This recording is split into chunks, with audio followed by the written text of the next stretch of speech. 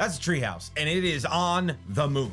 Some kids built a treehouse on the moon out of metal, out of duct tape, and then they faked the 1969 moon landing so the adults would never find out about it. And that is a real thing that happened in Codename Kids Next Door, a show for children that aired between cereal commercials.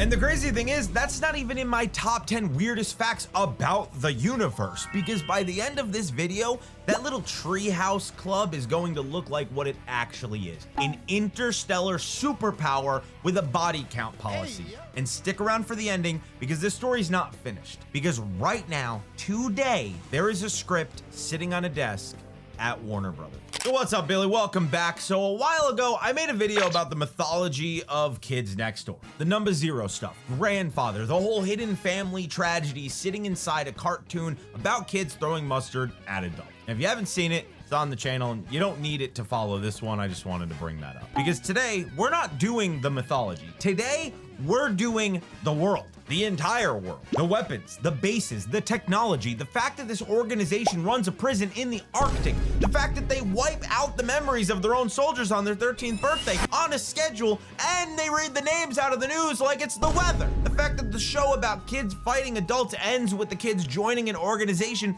that deletes entire planets. Kids Next Door ran 6 seasons and 81 episodes between 2002 and 2008. 2 TV movies included, created by Mr. Warburton, and episode by episode, gag by gag, it quietly built one of the most insane fictional worlds ever put in a kid's cartoon. And it played every second of it completely straight. And the best part is you can watch the whole show for free right now, because the complete series landed on Tubi back in March 1st of 2026.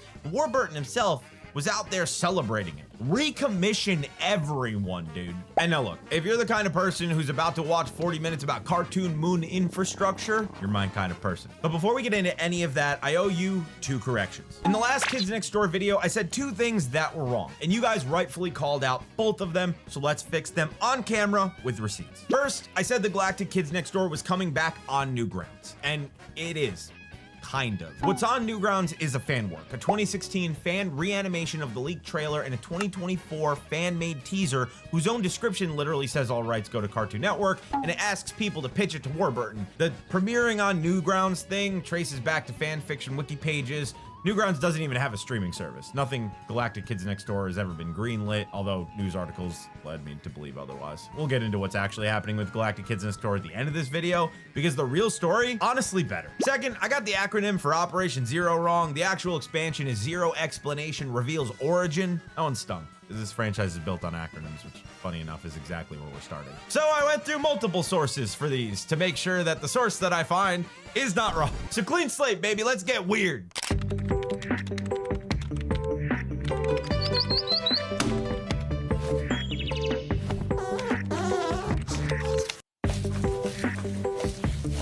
You missed a spot.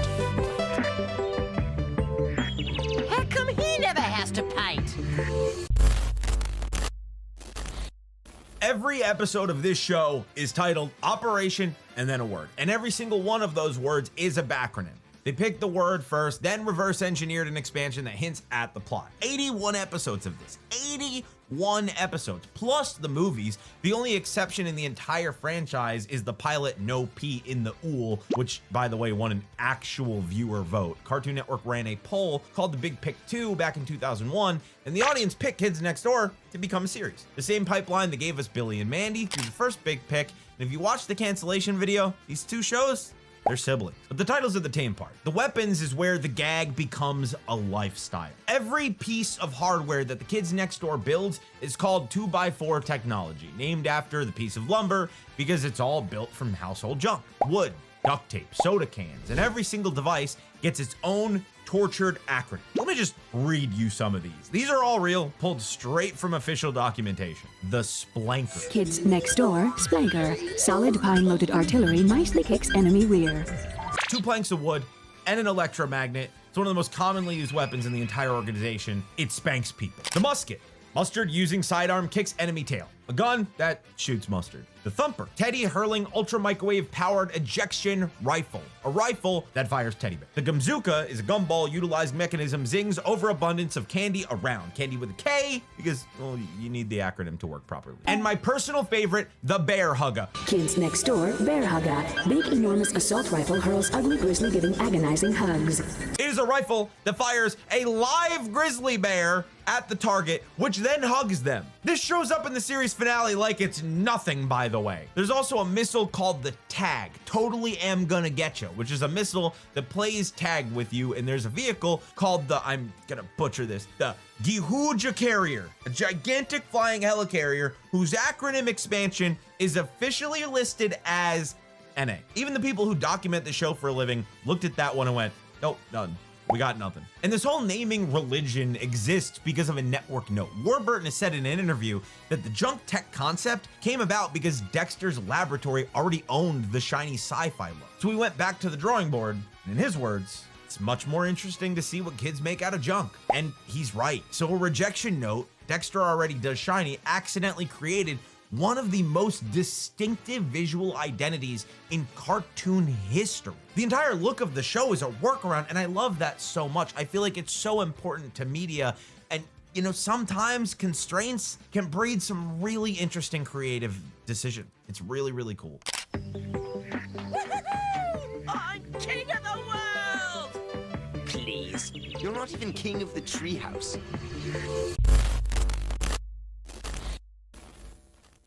So here's where it stops being cute. The junk tech thing starts reasonable. Season 1, it's rubber band launchers and soup can. The scamp is literally called Soup Cannon Magnified Photon Phaser. Fine, that's just normal cartoon stuff. But the show can't help itself, it keeps going, and nobody ever tells the kids to stop. Wikipedia describes the tech as advancing, quote, to such absurd levels as to be considered science fiction, despite all of it still being constructed from nothing but an assortment of objects. When Wikipedia sounds concerned about your engineering problem, something is going wrong. So let me walk you up the ladder. There's bathtub, the dog fights.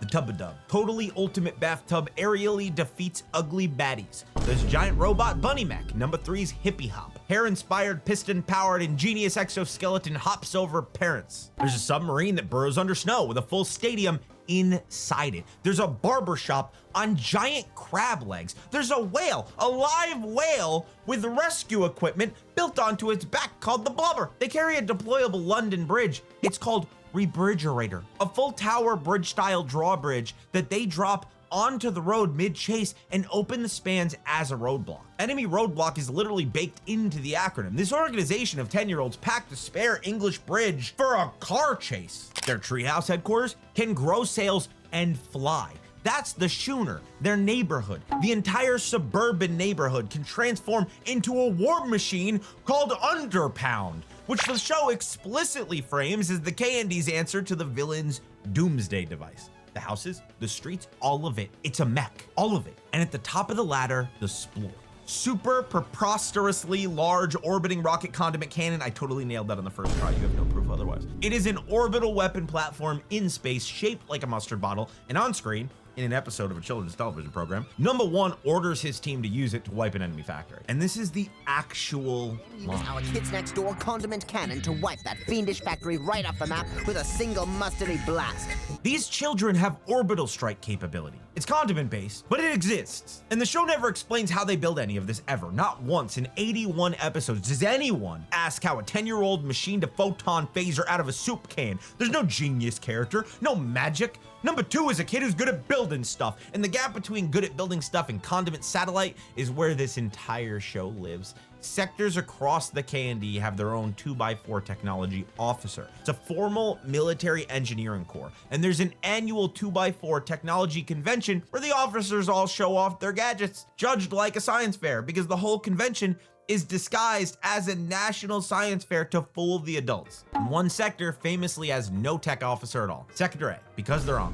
That's the joke, that's the episode, Operation Amish. And honestly, the fact that the K&D respects their conscientious objection is the most functional piece of governance in the entire show. Meanwhile, the villains, the adults with jobs and money and factories, their flagship super weapon is called the Really, really incredibly destructive machine? That's it. That is the name. The kids torture the alphabet for a spanking paddle, and father names his giant flaming chainsaw death machine like 5-year-old describing a truck. The wiki's official description even includes the phrase "with permission," of course, because father lets the delightful children borrow it politely. It destroyed the kids' treehouse once. It has flaming chainsaws for hands. It's insane.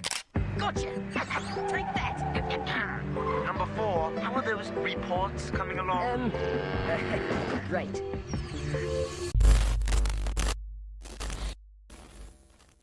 So where the hell does an organization like this live? Well, they live everywhere. Let's do the tour, because the Candy's facilities list reads like a superpower, and I mean a country superpower, not a cartoon. Let's start local. The Sector 5 treehouse grows out of the middle of number 1's house. The tree is 560 years old. Hey, this tree is 560 years old! And number 2 just drops that in an episode. Built out of South. There's a ship bow in there, a space shuttle nose, and it's powered by, and this is the official description, thousands among thousands of hamsters. There is a nacho cheese repository on level 67. There is a bathroom they never use because they think it's haunted. This is their headquarters. And the hamsters get an annual vacation to Jamaica. Hamster holiday destination, sunny Jamaica!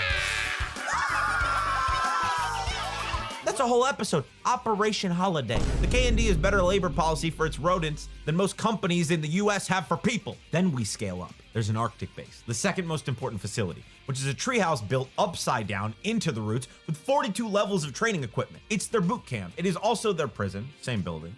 The Arctic base holds captured adult villains, Sticky Beard, Mr. Boss, Count Spankulot, Sucker Mom, plus a confiscated weapons armory. And at least one of their own, number 4, he did time there. What was his crime? He broke villains out of prison to form a bowling team. There's a deep sea science lab where K&D scientists develop biological weapons. And I want to sit on that for a second. In Operation Virus, we learn that the teenagers created chickenpox as a weapon. The K&D's response was to engineer the unpoppable zit and deploy it against number 5's sister. This is a biological arms race between age groups. The same lab contained a kid known as Patient C, a carrier of cooties in isolation. You know, cooties!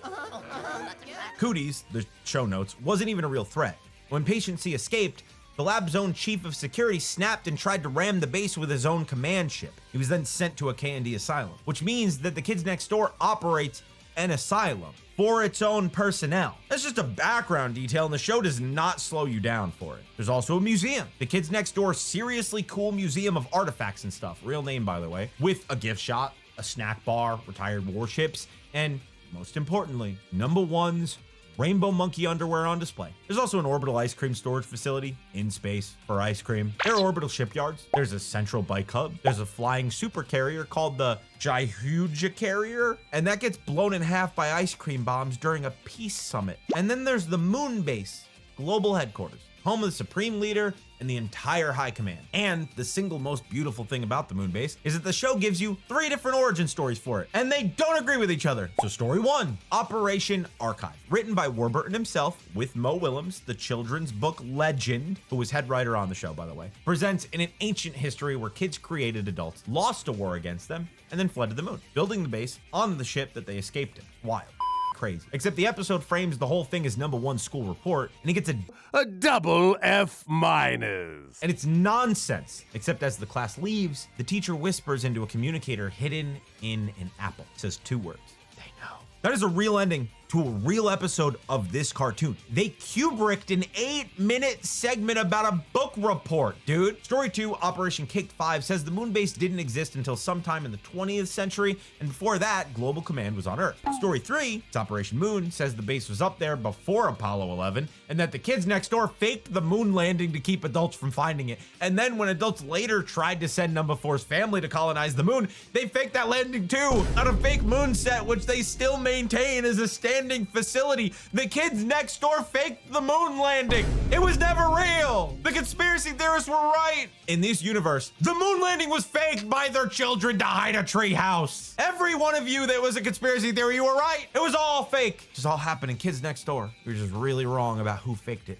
Simpletons. Anyways, getting back into it. The moon base is a weapon. Chad tries to launch it into the sun in one episode. Sector 5 tows it back with a giant fishing rod, which is the most K&D sentence imaginable. And the Operation Zero, the kids deliberately drop the entire base out of orbit onto Grandfather as the K&D's largest missile. Grandfather clocks it at about 39 gazillion tons. It can also transform into a giant robot called the Treehouse, because duh, obviously it can. Number 2, stop that right now!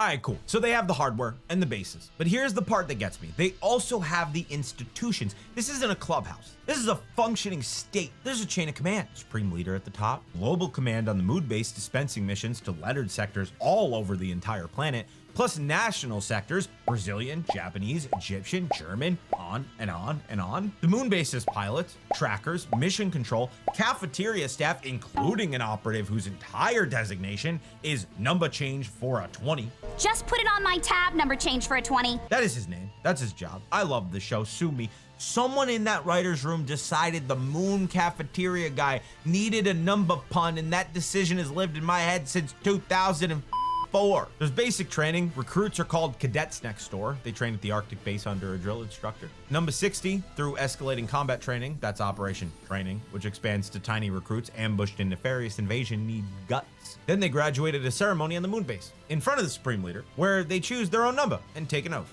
And the oath is sworn on a booger. With this booger, I do hereby eagerly enter the grand treehouse of the kids next door. If I do not live up to the kids next door code of bravery, strength, and in all-night chocolate milkshake parties, let this booger be replaced by another worthier kids booger and banish me from the kids next door forever.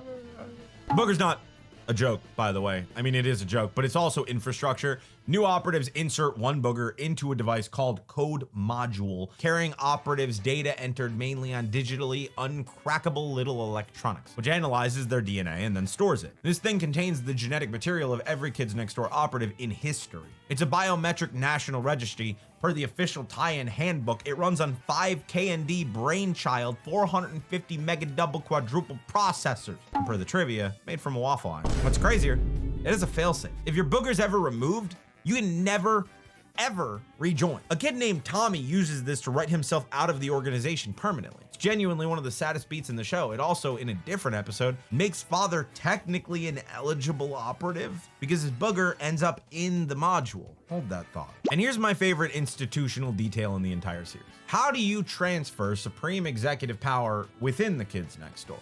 A global game of tag. That's Operation It. Whoever's it at the end is Supreme Leader, and the reigning leader, number 362, starts the game on purpose because she's so burned out on the job that she would rather tag the entire planet than keep doing paperwork. And Father, adult archenemy, technically eligible because the booger thing, he won. He becomes Supreme Leader of the Kids Next Door. His first move is a new rule. So, new rule. You can't decommission your supreme leader. And number 362 upholds it. Her actual words were, The leader can make up the rules, though a real leader wouldn't stoop to changing our traditions. No buts, Fanny. As Kids Next Door operatives, we go by the rules. The organization with orbital mustard weapons and a bioweapons lab has one unbreakable law, and it's playground rule. That's not a plot hole, that's the most honest thing in the show, because of course the kids' military constitution is tag rules. I mean, what else would it be? Now, let's have a scale check before we move on here. On screen, canonically, operatives by the thousands standing in formation at a single 19th century battle for their founding anniversary, the K&D made Mount Vesuvius erupt, caramel, and turned the Grand Canyon into a bowl of cereal. They run a courier service called the Bologna Express, and they have their own TV news. And nobody, not a single person, funds any of this. The show never explains the economy, not once. There's no allowance heist. There's no kid treasury. The canonical supply chain is junk, duct tape, hamsters. I've read everything. The money doesn't exist. It's beautiful. It's a moneyless society. And that's the fun half of this organization. Everything after this point gets darker, very dark, because all of it, the oath, the booger database, the tag laws, it runs on one rule that we haven't talked about yet, and it comes for every single operative on the exact same birthday.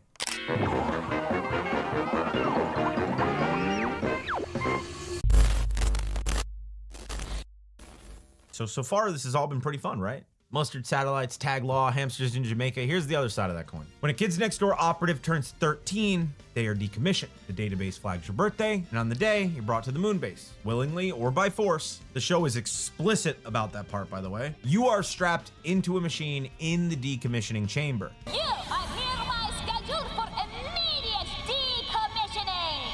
Decommissioning? And every single memory of the Kids Next Door is pulled out of your head. Your friends, your missions, your entire childhood war is gone. And then you're released back into the world as a normal teenager who has no idea that any of it ever happened. The machine pulls memories out with plungers because even at its darkest, the show cannot stop being itself. And the bureaucracy around it is somehow the most chilling part. The KND Nightly News, their in-house TV program, reads out the names of every operative turning 13 that day on air, like birthdays. A weather report. I mean, imagine watching your own name come up. The whole thing is run by Number 86, who's the head of decommission, who personally leads a squad that hunts down 13-year-olds who run. Their pursuit vehicle is a giant mechanical dodo called Dodo, with an H. Kids Next Door, Dodo. Decommissioned operative hunter drives on hydraulics. And yes, they misspelled hydraulics, and no, nobody fixed it, and I hope they never do. People do run. Free Lincoln, Number 5's own sister, a former sector leader, escaped her decommissioning and defected to the enemy. Chad hacked the mainframe to falsify his age, and the edge cases get dark. In Operation Cake 5, we learn about operatives who were frozen in an ice cream explosion in the 1800s. Thawing the survivors took 10 years. It took 10 years to thaw everyone out. And the ones whose bodies were still kids, but who were now chronologically past 13, they were decommissioned anyways. They're kid bodies and kid minds, but they're chronologically over 13, so they got wiped. The KND enforces the calendar, not the childhood itself. They'll also decommission you early for behavior. Number 363, the Supreme Leader's little brother, got wiped for being a brat. Youngest decommissioning in history, by the way. And it's not even airtight tech. Partial memories do survive. Head trauma can bring everything back, and Number 86 herself got accidentally decommissioned once. In an official KND comic, no less. And that spent the whole issue boy crazy until a watermelon to the head brought her memories back. Now, here's the thing about all this. The show knows that it's dark. It's not an accident. When a beloved operative goes willingly, they get a farewell ceremony. Number 9's decommissioning has crowds of kids sobbing, and Warburton himself kept the bit going for years after the show ended. In 2014, he posted a tribute to a fan on his blog under the title "Someone Got Decommissioned," a moment of silence for a kid turning 13, and wrote, breaks my heart every time, the mind wipe is the show's whole thesis about growing up. You don't leave childhood, it just gets taken from you. And then there's one more device we need before the next section, the recommissioning module. The one and only recommissioning device, said to be built by Number 0 himself. One of a kind, built by Number 0 himself, and it can restore any wiped mind, even in adults. Officially, it was destroyed in something called the Great Junior High Rebellion of 1999, which the show just mentions casually like we all remember where we were. And its broken husk sits in the museum. Secretly, it still works. Number 86 quietly uses it to restore all of Sector 5 after they got wiped. The KND lies to itself about its own relic, and remembering that this thing exists is about to matter a lot. Now it's codename Kids Next Door. In Season 4, Operation Maurice, mature agent undergoes reprogramming into childhood's enemy, the episode where the show pulls its Trojan horse. Number 9, Maurice, who's a legendary operative, Number 5's hero, by the way, we watched his tearful decommission. Years later, Number 5 discovers the truth. He was never wiped. I wasn't really decommissioned. I'm not permitted to tell you everything, but a few of us have been selected to remain Kids Next Door after our 13th birthdays. The best of the best got a secret offer. Fake the decommissioning, keep your memories, and go undercover inside the enemy. Maurice has spent his teen years embedded in the teen ninjas, dating Kree, feeding intel back the whole time. In this one episode, he blows up the teens' chickenpox island and redirects their own bioweapon cannon onto their pep rally without ever breaking cover. There's a whole shadow organization, the Teens Next Door, operatives that are so trusted that the rank and file isn't allowed to know that they exist. And in the penultimate episode, the show detonates its longest con, Chad, Number 274, the golden boy who betrayed the KND seasons earlier. The guy we spent years hating, deep cover, the entire time. His villain arc was an assignment. And Maurice implies it goes further. Undercover adult operatives, which quietly reframes the entire show when you really think about it. Any adult on screen might still be one of them. Now, Warburton got asked about this stuff directly in a 2005 fan Q&A, and his answers are on the record. Whether Cree was already bad before her 13th birthday. And this is the quote. I have a feeling that Cree was veering towards the dark side way before her 13th birthday, and I'm sure the K&D who chose agents to remain after turning 13 are very, very careful about who they choose. And on who gets picked for the program, verbatim, this is another quote, only the best of the bestest of the most trustworthy of the bestester are chosen. He follows that with a joke about lotteries and drawing straws, so don't take the selection mechanics to the bank, but the program itself is creator confirmed. And one more thing on the enemy side, because it's just too good to skip. Kree's armor is called Battle Ready Armor, bra. She wears it under her clothes. Her weapons deploy from it. Somebody pitched a bra pun as a whole reoccurring tech platform for a main villain and it shipped. Fantastic. So the K&D fakes decommissioning when it suits them. File that away, hold on to that, because the finale is about to run that exact trick at a scale that nobody prepared themselves for.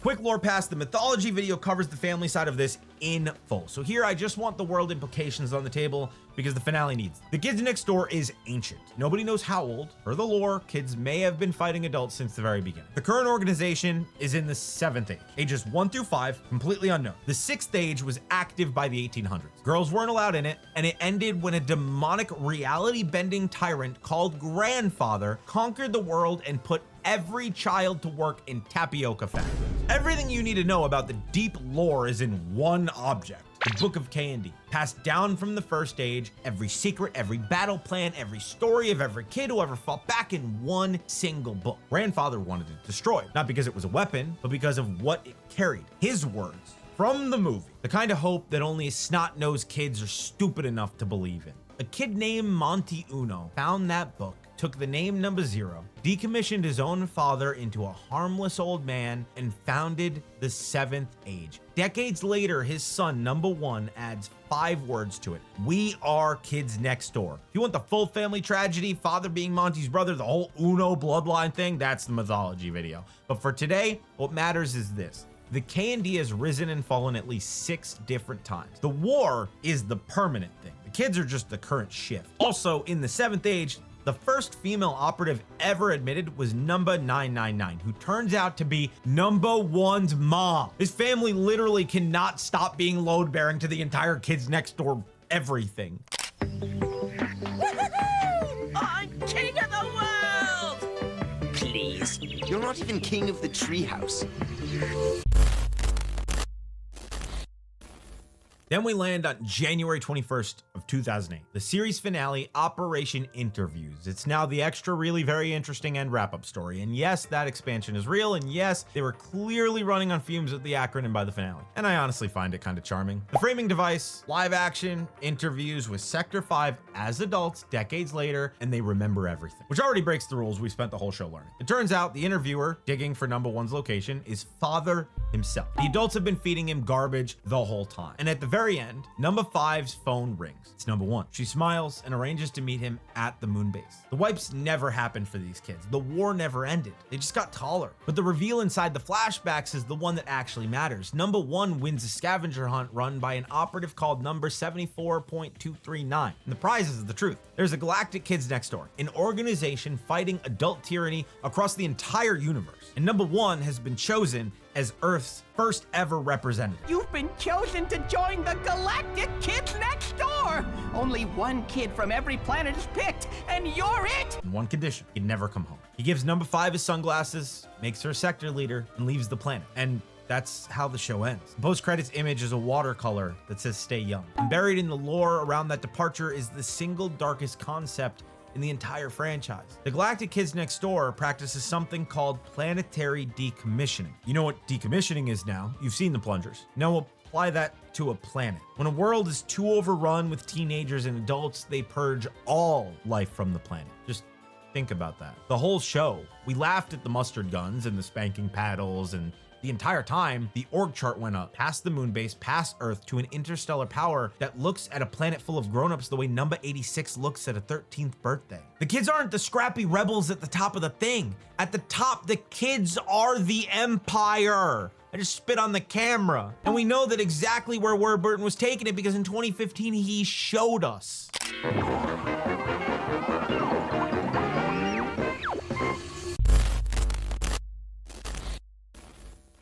Here's the real story that I owe you from the corrections, and it is so much weirder than a random Newgrounds revival. September 2014, 6 years after the show ended, Warburton quietly emails Guy Moore, a director and storyboard artist from the original series, and they start building a pitch in secret. Warburton writes a script, Moore boards it, original series editor Dave Corder cuts it into an animatic. The original cast records it for free. Ben Diskin, Jennifer Hale, Cree Summer, Dave Wittensberg, Jason Harris. Warburton's own description of what they were doing is this. So essentially, we were creating fan fiction of our own work, which is a crazy quote. And the trailer they made is bleak. Post finale, number 1 is told Earth is a G-class planet. It's infested with adults, and he is pressured to authorize its destruction. Chad is there, in chains, begging him not to do it. Number 7, 4.239, turns out to be an alien in human disguise, and Nigel Uno, the kid whose dad founded the 7th Age, sheds one tear and shouts, "Galactic Kids Next Door rule!" And then he slams his booger into the console, authorizing the destruction of Earth. Alien text on screen translate to stop the GKND. They made the hero of the show sign off on killing his own planet. In the pitch trailer, dude. That was the pilot they wanted to make for Cartoon Network. That's insane. The release plan was pure K&D. Hide the teaser behind a countdown on rainbowmonkeys.com, reveal on April Fool's Day 2015, except about 10 days early, someone found the video file in the site directory and leaked it to YouTube under new series announced, where it pulled almost 100,000 views. And this was Warburton's reaction verbatim. Was I mad about the leak? Hells no! A hacker breaking in was so perfectly Kids Next Door, which just shows how much he loves this franchise and respects like what he built. It's awesome. And Fallout videos obviously appeared, and they specifically appeared on a mystery channel called Number Vine, which turned out to be Lizzie, Number One's ex-girlfriend, also an alien in disguise. Apparently, with Gray Delisle voicing her. One of those videos, Stop the GKND, is still up right now. Fans launched a change.org petition that Warburton signed himself. It climbed past 90,000 signatures before it locked. The closed page still shows over 68,000 verified supporters today, and fans have since spun up successor petitions that are still collecting names. 28,000 signatures in the first few months. A leaked trailer with 6 figures of organic buzz, the entire original cast on board, working for free, an ARG the fans were actively solving, and on June 19th of 2015, Warburton posted Cartoon Network's answer. And it was not what we wanted. Sorry to say that sadly there isn't any interest in doing more K&D at the moment. That's the entire rejection. One sentence. The creator built them a viral campaign for free and got a no thanks that you would use to like turn down a timeshare pitch. Make it make sense, Cartoon Network! But here's why I said the real story is better than the rumor. Warburton never stopped. His sign off on that same rejection post verbatim, but I still think it'll happen one day. Missions alter, tastes change, regimes switch, so GK&D can wait. Good things always do. And in August of 2025, 10 years later, he and the original cast, Lauren Tom, Ben Diskin, Cree Summer, D. Bradley Baker, did a live table read of a brand new GK&D pitch script at a convention in Houston, Texas. Warburton, on the record, said, quote, "We are always trying to get Warner Brothers interested, so we wrote a little teaser script. That script has reportedly been submitted to Warner Brothers, and as of right now today, there is no announcement, but there is a script sitting on a desk for somebody just waiting." So no, it's not coming back on Newgrounds. It's something better and more fragile than that. It's the creator of the show 20 years on still pounding on that door. Every single thing in this video was hiding in plain sight. The bioweapons lab, the asylum, the fake moon landing, the memory wipes read out like weather. It all aired at 4 p.m. between toy commercials, and we just took it. Because when you're 8, a treehouse on the moon isn't world building, it's just obviously where the treehouse should be. Cause duh, you're a kid. The show trusted kids to live in a world that didn't explain itself. No lore recaps, no explanations for the mustard satellites, 3 contradictory moon base origins, and the writers just shrugged because kids don't need their mythology to reconcile. They need it to be true at the moment they're watching it. That's a level of respect for the audience that most shows for adults don't have. And somewhere at Warner Brothers right now, there's a script out there where all of this was headed. So go watch the show. It is free on Tubi, all of it. Watch Operation Archive. Wait for the apple. You'll know the moment. If you've been here before, you already know this, but if you haven't, I make these videos because I love this stuff, so hit subscribe if you want to see more. I always like doing deep dives like this. Let me know what other things you'd like to see me talk about, maybe some aspects of The Kids Next Door. I'd love to talk about it. Thanks for hanging out with me. See you next time. Later. Don't grow up.